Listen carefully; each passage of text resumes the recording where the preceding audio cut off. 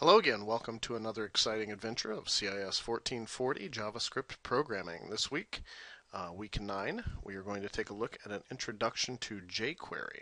So we'll be covering the current Murak book on jQuery and JavaScript, chapters 7 and 8, and also there's some extra information in the Ducket book in chapter 7. Also, at some time during the week, your programming 2 will be assigned and a news article posted on Desire to Learn.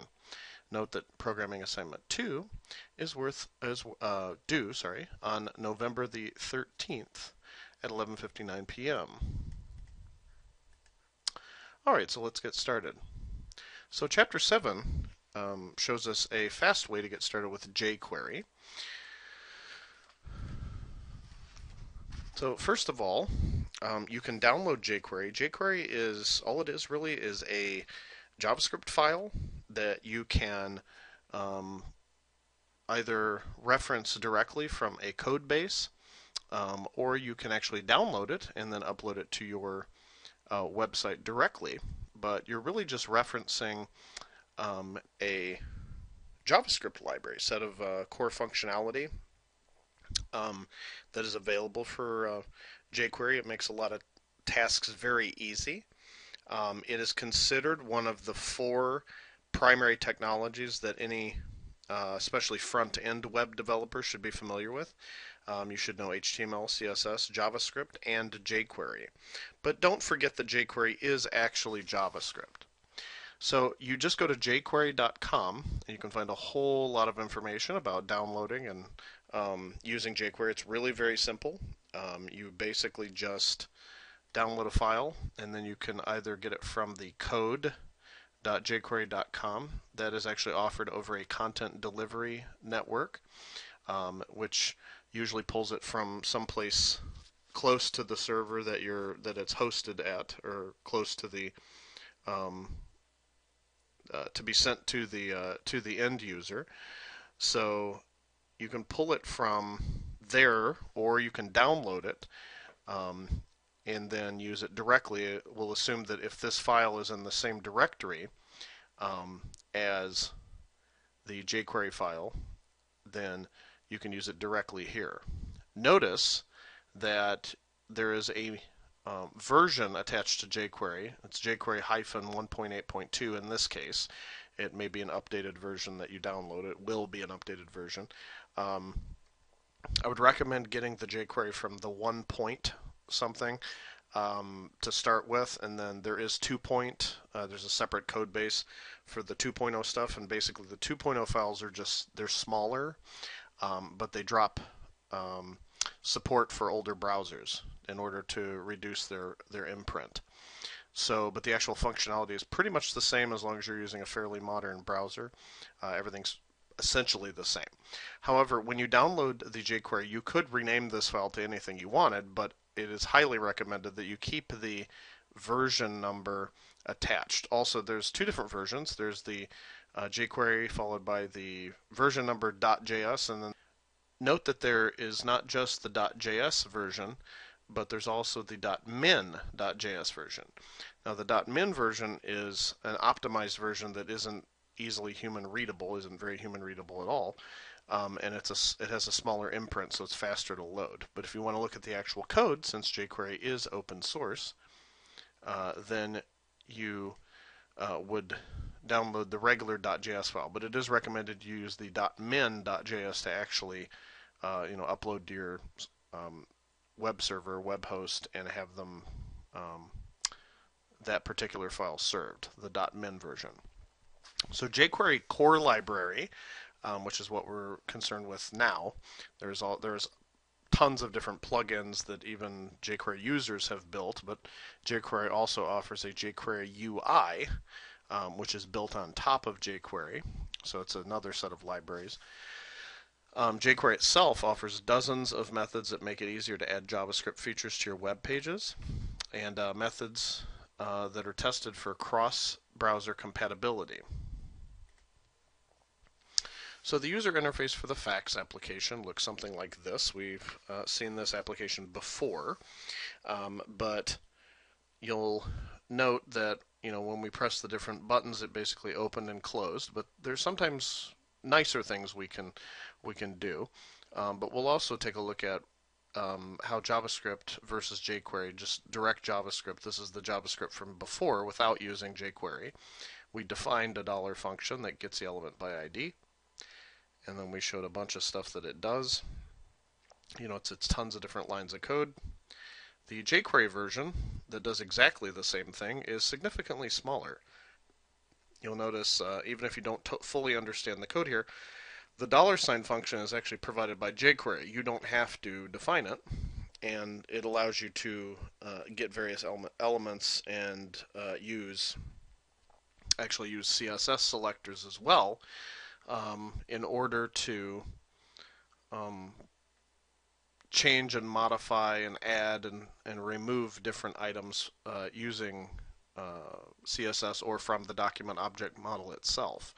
So for example, this would get anything named facts or anything inside of the facts that has the H2 element attached to it. So basically that selects all of the H2 elements that have facts as their ID. Okay. Now toggle is a function that's actually deprecated, so you don't want to use that actually moving forward. They show you a way to do it another way, but just for right now, just note that toggle has two parameters. This one is a function, and then the next one is a function. See, there's a comma in between them. The first function is, you know, what happens if I click it, and then if I click it again, it does something else. So it goes between adding and removing the minus class. So that's exactly what it does, and it also shows it if you add the minus, and then hides it after you remove the minus. So basically that turns it back to the plus. So if it were a jQuery UI accordion, there's actually another way to do this. This is a completely different approach as well. You have to include the jQuery library and then include the jQuery UI, which we haven't touched yet. So we won't be doing that just right away. But this is just giving you kind of a heads up as to what's coming down the pipe. So you should be familiar with a couple different terms here. Know that jQuery is a set of libraries that has tons of methods that make JavaScript a lot easier. But basically it's just as easy as downloading or at least pointing to the content delivery or content distribution network or system in this case, but they're called CDNs, content delivery networks.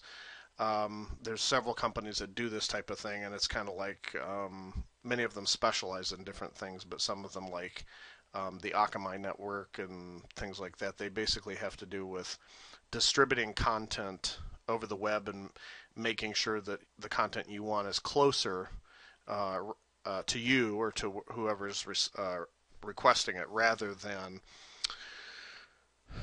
making it so that they have to contact the home system or the one repository every time. For example, Netflix has tons and tons of their movies loaded at various content delivery servers throughout the United States.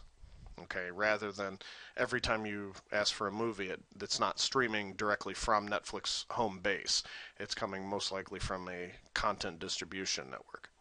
So you've got jQuery, content delivery system, or content delivery network or distribution network, depending on who you're talking to. Then you've got jQuery UI, which is another library on top of jQuery and offers even more features, especially where UI components are concerned, like accordions and a bunch of other really cool things, carousel. And then plugin. What is a plugin? Well, a plugin, jQuery UI is basically a bunch of plugins that have been offered by jQuery, people who make jQuery, that are considered very, very important or very, very useful. And then sometimes, many times, people will offer their own plugins and upload them to the jQuery site or participate in various efforts to produce more plugins to make things even more useful. So jQuery is actually a thriving community. It's good to get in touch with them and try to see what they're up to. Here's some syntax. Basics of jQuery programming. You've got the selector. So basically you use the $, which is identical to using the method named jQuery. So you're basically doing a query using the jQuery selector. In this case, they're just calling it selector just to show you where you would put it. The $ is followed by a set of parentheses that contain a set of quotation marks, typically. Within the quotation marks, you code the CSS selector for the element or elements that you want to select. So that's shown by the syntax. Well, we got the HTML here, right here, but we'll see a little bit of the jQuery in just a second. So notice here, if we want to grab all of the paragraph elements, you would say $ and then in double quotes P. Okay, so it would grab all elements named P, okay, that have P as the type, which would be paragraph. If you want to grab them by ID, so you want all or an element with facts as its ID. If we look back here, where is it? Right here. So this section is named facts. Okay, has that ID, so it grabs this whole section and anything inside of it. It makes reference to that section. So that would grab facts. If you want to grab all elements with a plus class, okay, that would be anything in here with the class plus. So this H2 element, that H2 element, and then I thought there was 3 of them. I only see 2. Well, I thought there was 3, but anyway, you've got one there and one there, and you could put really any that you wanted. So that's .plus. So the hashtag, just like in CSS, it's pretty much CSS, that's what it is. The hashtag is for a specific ID that is typically applied to one element, and then by class is the period. Okay, so the dot implies this is a class, so it'll give you back basically a container of all the elements that are in the plus class. Now, if we want to select elements by their relationship to other elements, you can use several of the very, very handy functions that are available to you. So if we look right here, descendants are a very common thing that we want to grab, and really all you need is just a space in between the different elements or CSS tag selectors that you want.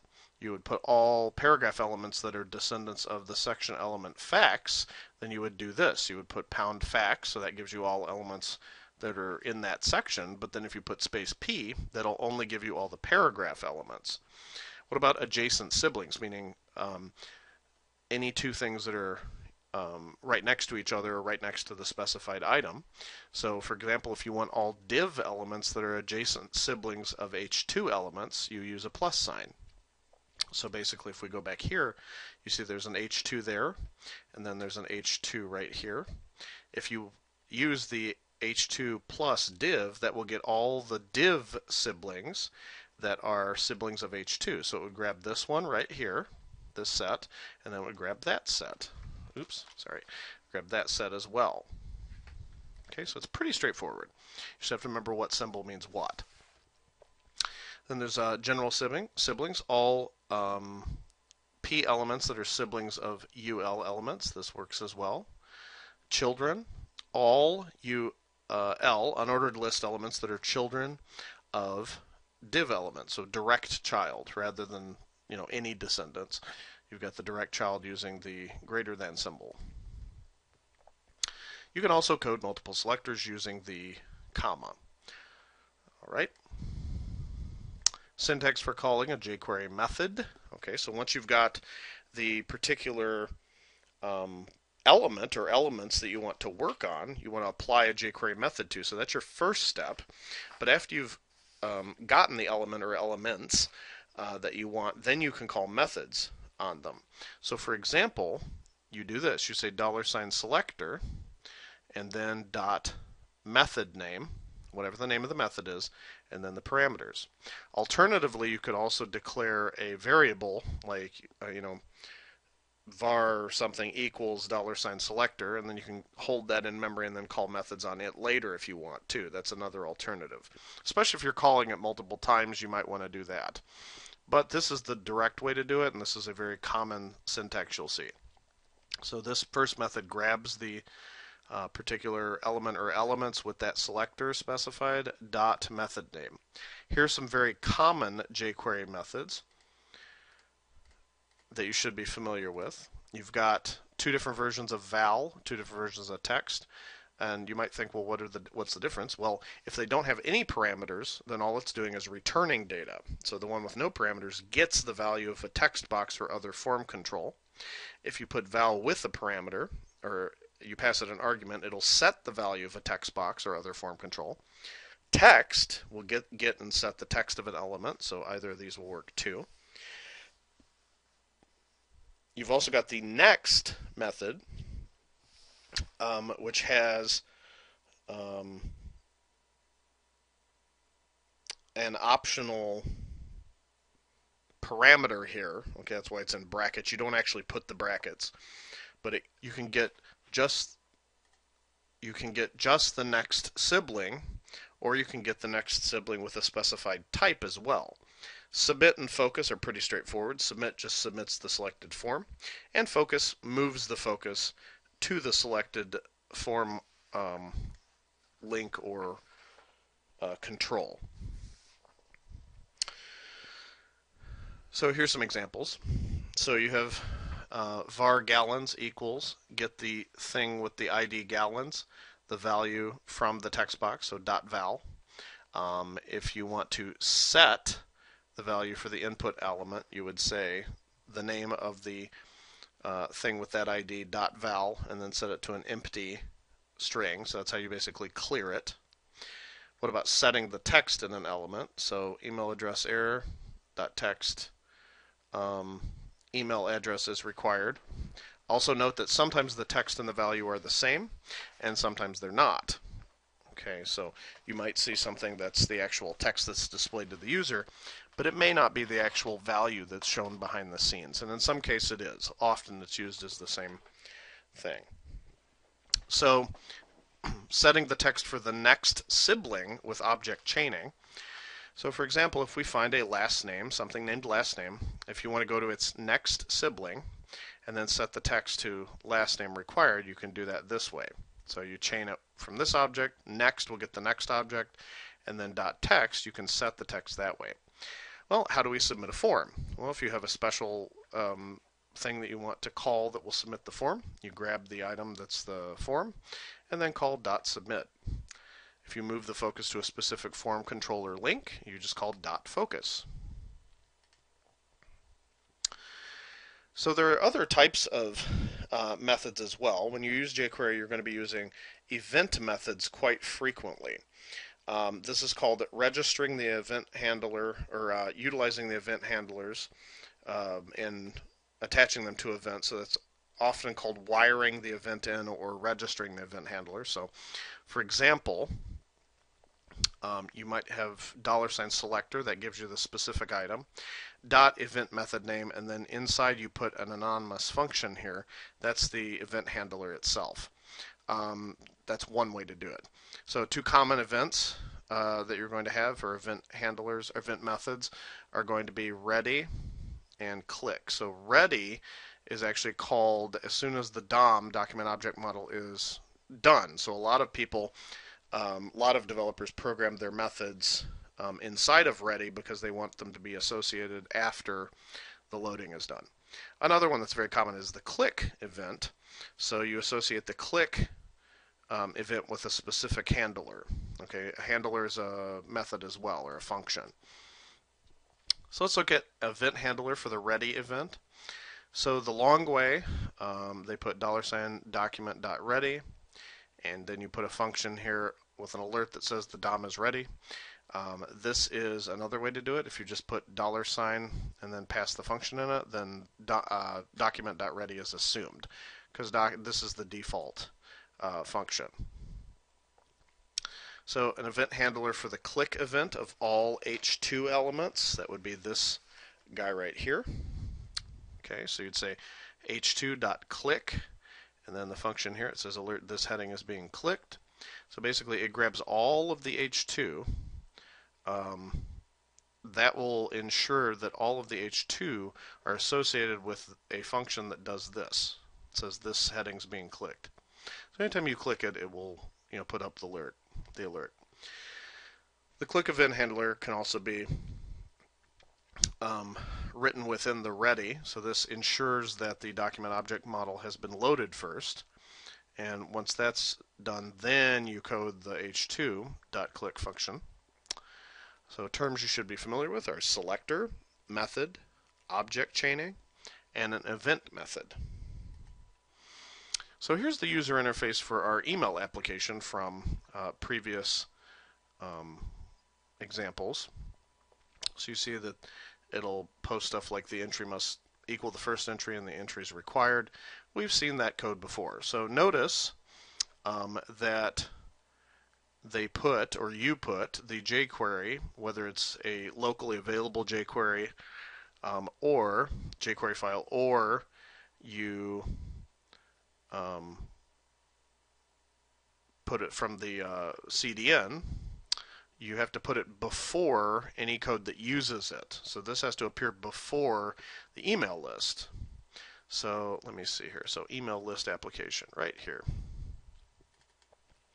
So here's our code here. We're going to run it and see what happens. So if I try to click join the list, it'll say this field's required. I'll say jp@jp.com. If I click it, that one will go away, but it'll say this field's required. Well, jp@jp, what about jp@jp.net? What's this going to say? Well, let's say the entry must equal the first. Okay, well, I guess it needs that. So we got that. All right, so then it says this field's required. I'll just put test. Okay, so thanks for joining the email list. So we've seen this at work before, but this version actually uses jQuery. So if we look at the email list.js, well, looking back at the index real quick, you'll see that jQuery is included first. That's actually a slightly older version of jQuery, but not really old. A couple point releases off.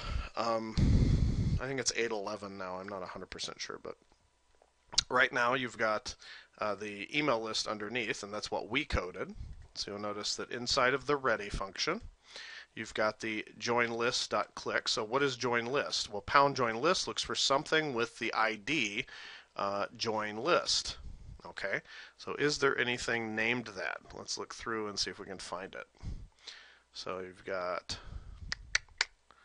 join list. There's join.html. I guess we can do this, can't we? There we go. Okay, so there's our button. That's what it is. Right, so we've got our button here with a label attached to it. That's basically just has space in front of it. So you'll notice that this button has an ID of join list, and it has a value of join our list. So that's the button we kept clicking, and it kept telling us no until we're done. So look what's happening though. When they click join list, so this is the method associated with that object that's been pulled, which just happens to be a button, there is a function passed to it, which is the event handler. So this is the actual event handler here. Okay, so you get the email address. So we grab the value from the email address 1 and 2, and we have a boolean is valid equals true. If email address 1 is empty, then look how they're accessing this here. They're saying email address 1's next sibling text should be set to this field is required, and then we set is valid to false. Because you're only allowing them to submit the form if is valid is true. So if is valid, then we call submit, otherwise we don't. So you might think, well, what is this next business here? Well, we talked about the sibling. Okay, so email address 1's next sibling. So let's look for email address 1. So this is a label, right? So that's a label for email address 1, and it has this text value here. And then you've got this guy right here with the ID email address 1. Well, what is this? Well, this is a text box. What is its next sibling? The next sibling just happens to be this span here, which currently has an asterisk in it. But if you try to submit this and that's empty, it will say this field is required. So it changes the text inside of that span from an asterisk to this field is required. Otherwise, if it isn't empty, it'll set they're putting it to empty, but you could put it back to an asterisk if you wanted to. That's fine too. Same thing for email address 2.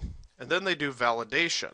Okay, so they make sure that the if the 2 aren't equal in this one, okay, before they validate the first name, you have to validate not only is the second email address empty, but you also have to see are they equal. If they're not equal, then the next sibling should say this entry must equal the first entry. Okay, otherwise, we set the next sibling's text to empty, so we got past these two. And then if the first name is valid, not empty, if it is empty, you put this field's required. Otherwise, you just leave that empty. And then, if everything's valid, you actually submit the form. Okay. At the very beginning, you'll notice inside of the ready function, what is actually, notice this is actually outside the anonymous function, the event handler for click. It sets the email address 1 to have the focus. So as soon as the document object model loads, it causes the email address 1 to obtain the focus. Okay, so that's pretty straightforward. More examples that use jQuery selectors. You've got select the list item elements that are the first child of their parent element. So right here, so list item, then colon, first child. You can actually use that term first child. That will be the first child of a particular parent element. So this is one selector. Select the even tr elements of a table. So numbering starting at 0, basically every other one, the even ones. You've also got odd as one of the selectors.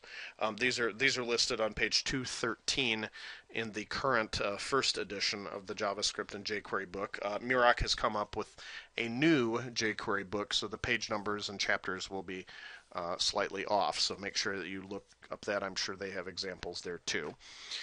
Select the third descendant. You can say that's a paragraph. So you say paragraph colon EQ.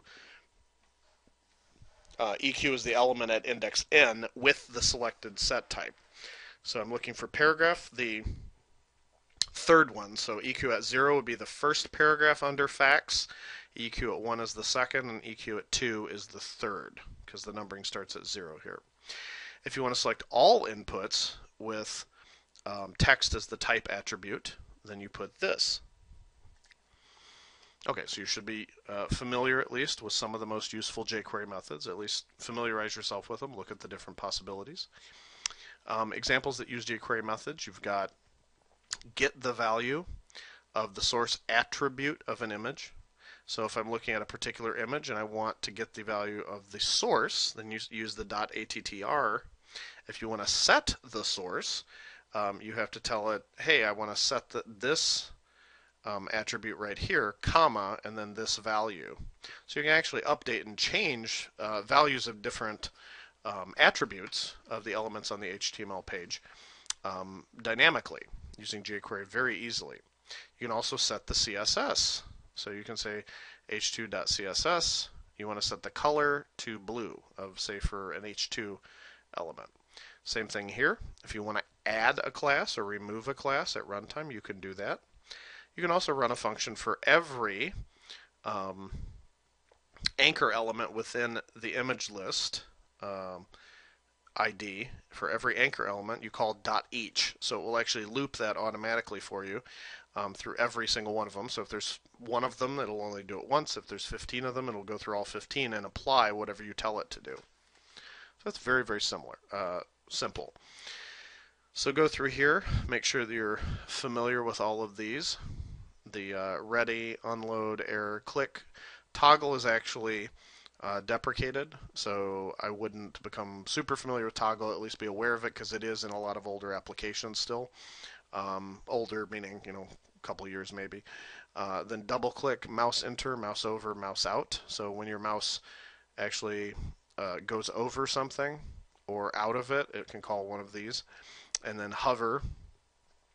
You can actually achieve what you achieve with hover in this with mouse out and mouse over very simply. So hover is just another way to do it. Notice that this one takes two handlers. You have when the mouse enters, the particular item, you call whatever functions here, comma, whatever functions there. It's kind of like the fact that toggle has two as well, and we saw an example with toggle earlier too.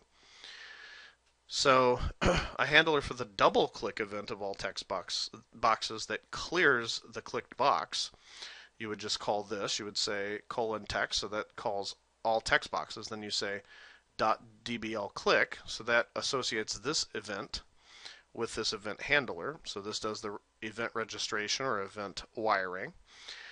This anonymous function here is the event handler, and notice the $sign this does not have double quotes around it. There's a reason for that. That's saying whatever specific thing has been clicked, I want to set the value to empty. So remember, this calls it on all text boxes. So if there's more than one, you have to tell it which of the text boxes we're talking about. So using this is how you do that. And this shows the example with the hover method. The first parameter is when the mouse has moved into the image element. So in this example, it's any particular image element in this image list. You call hover on it, so mouse moves in. If you move it out, mouse moves out. Other events you should be aware of are bind and unbind. You can call bind and unbind to add and remove event handlers to an event. And you've also got one. For example, the one method attaches an event and removes it right after it's ran one time. And then trigger. You can actually explicitly trigger an event for the selected element. So if there's an event that's already coded and you want to trigger it, you can actually just call trigger rather than expecting some other particular event to occur that causes it to happen. You can also store an event handler in a variable, just like we have here. Call it clear_click and then put whatever you want in there. And then later, you would say I want to bind the click method for this clear here to the clear_click method. This is the shortcut version. You just call clear.click clear_click, because instead of bind, you can call click directly, so it knows that you're associating the click method to this, but just be aware that bind is available as well. Also unbind to remove it. So how do we attach an event handler to two different events? Well, you can take this event handler, clear_click, and you can attach it with a click to the thing with the ID for clear, or if someone double clicks on any of the text boxes, it'll also clear it. So that's very, very handy. To remove an event handler, you can call unbind. If you want to attach and only run once, as we said before, you say the name of the event and then the event handler that will be called. This only happens once though. So once it's called, the event will actually be removed automatically from clear. You can trigger an event also. The FAQ application, I believe we've got a pretty decent version of this in here. Let's see here. Okay, so right here, it's doing the same thing that we expect it to do, right? So pretty decent.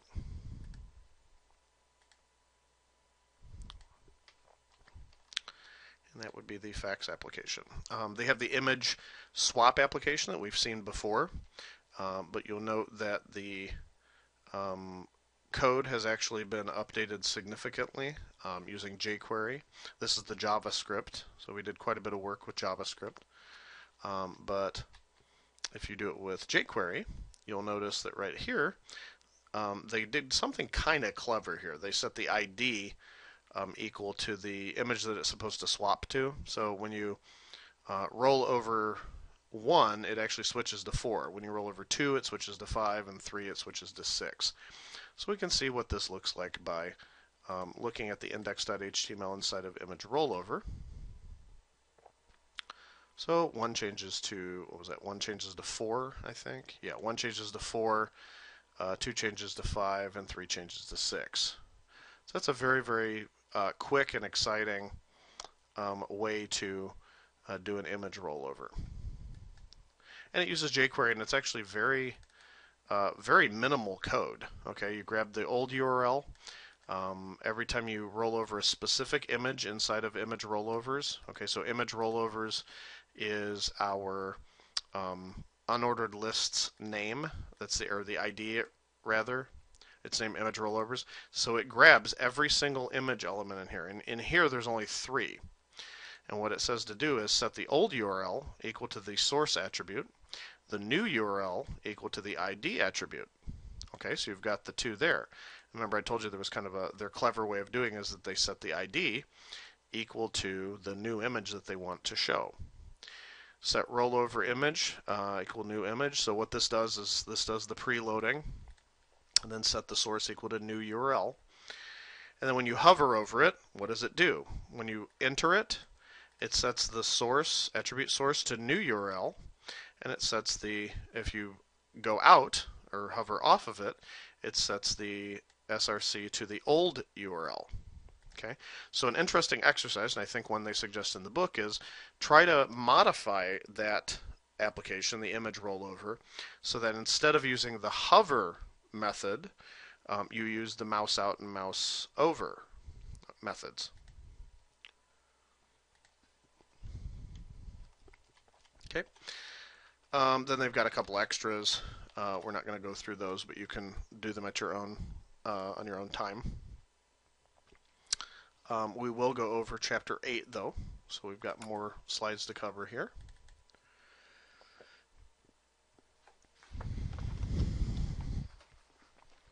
So Chapter 8 is how to use effects and animation.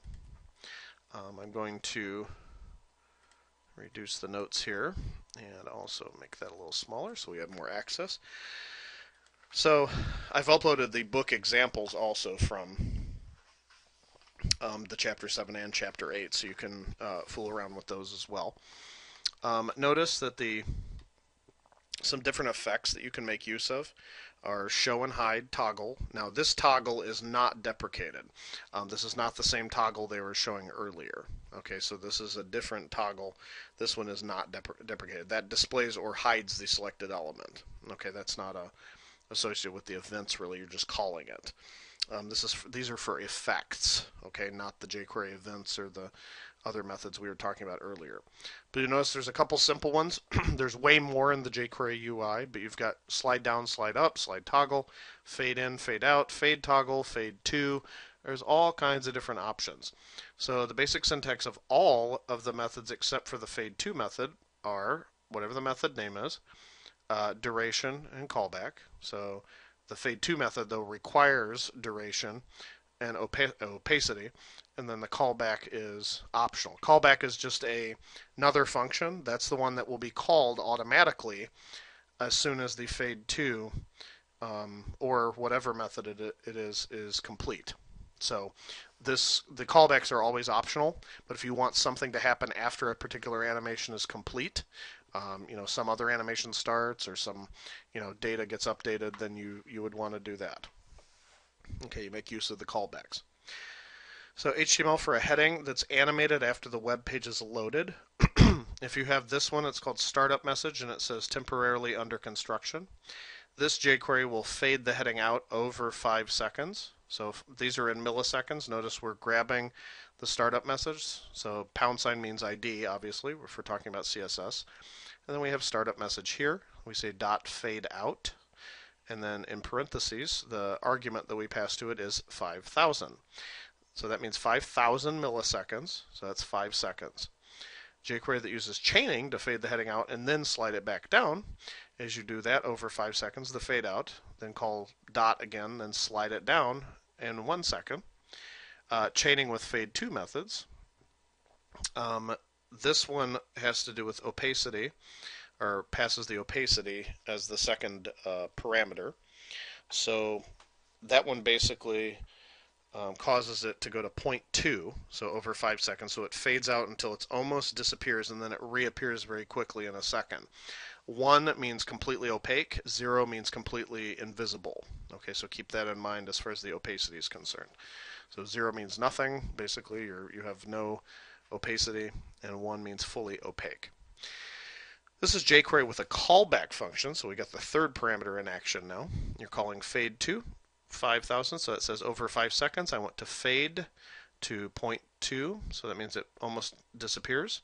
And then when that animation is done, it calls the callback function, which takes this and then fades to over a second to 1. So you should notice that these two, this version with chaining and this version with a callback function, do the identical thing. Okay, so they do the exact same thing. Okay, I think we've got the fax animation chaining. We'll try this one. We'll look at this one. See what this one looks like. Right, so I got that, which does not seem to be working. That's exciting. Okay, there we go. Everything's working now. Okay. That's not working at all. Okay. This, I think, is the only thing that's actually supposed to be working at this point. Okay, so this thing actually, every time you click it, it gets really big and then gets smaller. Let's see what the other version does. That may be the one we were actually looking for. Let's see. See? There we go. Pretty cool. Pretty sweet. You'll notice that this is no longer, these are no longer working at this point. So I'm not sure if that's a bug or if it's just being goofy. So yeah, it took all the animation off of the plus signs and everything else. So that's all gone. They're just focusing in on the animate and everything. So that one basically fades in, and then over the 1 second or the next fades in and then fades out immediately. That was the items that follow the heading too. So any of the data inside there fades in really quickly and then fades out really quickly. So that's what we saw. So that is actually working. It just wasn't the one they were describing. Okay. jQuery with slideDown and fadeOut. SlideDown displays the selected elements with a sliding motion, and SlideUp hides the selected elements with a sliding motion. So I think we saw some of that also. Okay. So you should know about effects, animation, and callback functions. Slideshow application with fading out and fading in. This should be fairly self-explanatory, but to make this work properly, we have to set the image height and also set anything in the slides class, the IMG's display to none. You let jQuery handle the actual displaying. You don't want to have there to actually be an image displayed unless jQuery is telling it to display. So that would be the, I think it's this one, slideshow 1. We'll take a look at it.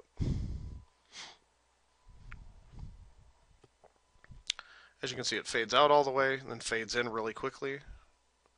Fades out kind of slowly, then in real quick. Fades out kind of slowly, then in real quick. So if you look at the actual code, I don't like how they do that. They keep having all kinds of doing stupid things. Okay, so they have neglected to put the semicolon in a lot of their code, and Eptana doesn't like that. Technically, you are supposed to put the semicolon, but every browser pretty much that's within the last probably 6-7 years, or anything that can understand jQuery and JavaScript should be able to do it without the semicolon, but you should put the semicolon anyway. But anyway, you've got the, for each of these images inside of the slide, you create the new image and preload them this way. So it creates an actual array of the slide images. And this one, they're not just preloading them, they're actually loading them into this image cache, calling the push method, which puts an image into the image cache. If you're familiar with stacks, the stack data structure, if you've taken Java data structures or some other courses, basically it pushes this item into the stack or into this cache here. It's an array essentially, and you then later make use of the cache here. So notice what's going on here. This is actually very clever. They're taking the caption at each time and fading it out, but then the actual slide over a second in sync with the other one, they have the function here. It's setting the image counter equal to, notice here, image counter plus 1 modulus image cache dot length. Well, what is that doing? Well, the image cache is an array.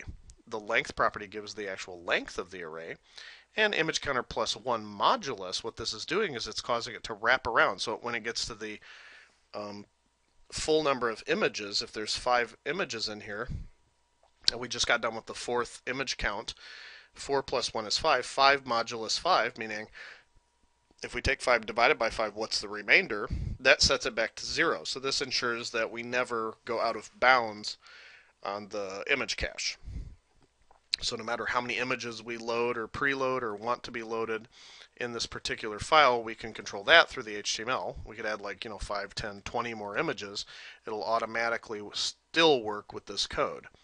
So once they've got that image, they load next image equals the image cache at that particular counter, set the slides attribute, the source attribute, to the source of next image, and then fade it in.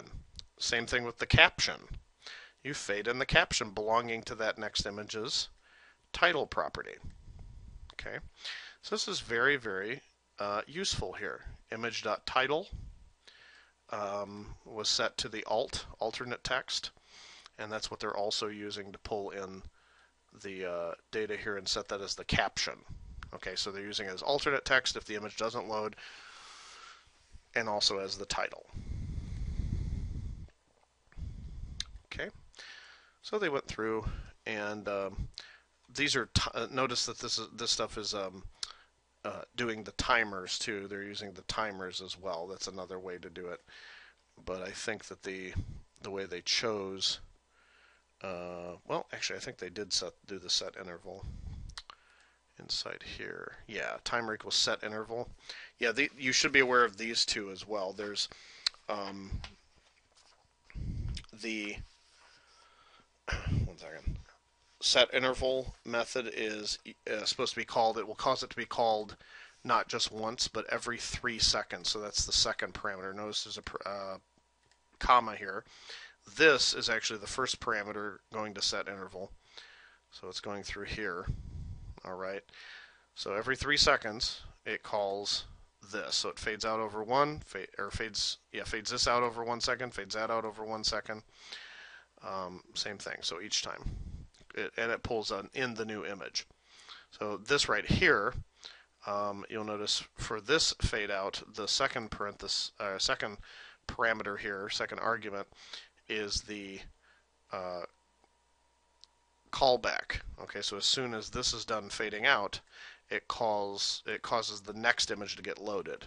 Okay, so that's all synced with the timer here as well. So pretty sophisticated stuff can be done quite quickly with jQuery. So they've also got the code for stopping and restarting the slide as well. So they go through there and do the same thing, run slideshow, and then they have a toggle for the slideshow here if you're holding it the mouse down or not. If you want to call animate, you have your own custom animation or some other effect. The jQuery website actually calls these custom effects. Note that they don't work very well with color. To make that work better, you'll need to work with jQuery UI. Okay, so just keep that in mind. But it does work pretty well with things like size and opacity and things like that. So you can do custom properties, duration, and another callback for the animate as well. So that does more generic animations. You could even define your own and surround it with a specific function name that you decide. Maybe even make your own plugin. Okay, so these are all possibilities.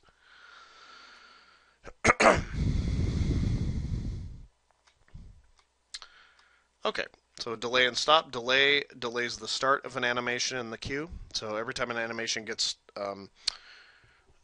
triggered, it actually goes into a queue, which is kind of like a line of animations, and they're done in order. Just like if you send a bunch of jobs to a printer, it has to print the first job before it can go to the next.